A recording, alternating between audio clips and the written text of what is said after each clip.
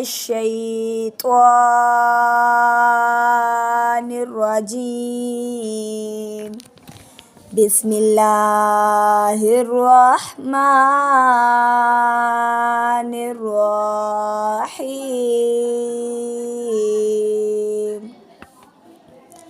ألم تر كيف فعل ربك بأصحاب الفيل؟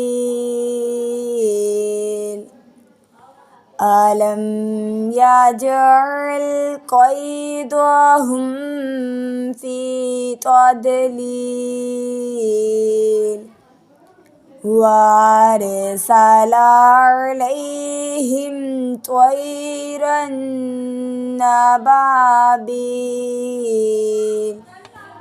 ترميهم بحجارة من سجيل فجعلهم كعصف مأكول. صدق الله العظيم.